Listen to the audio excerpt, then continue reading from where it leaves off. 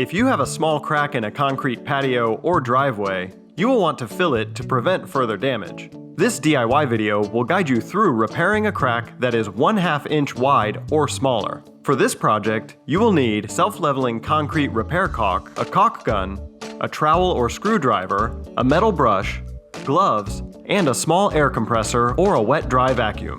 First, you need to clean the area that needs repaired. With the trowel or screwdriver, scrape any small pieces of concrete and debris out of the crack. Take the metal brush and brush along the crack to remove the finer pieces. Then use your air compressor or vacuum to remove any remaining dirt or debris. Now that the area is cleaned, you're ready to caulk. Slowly move along the length of the crack as you squeeze the caulk into the space.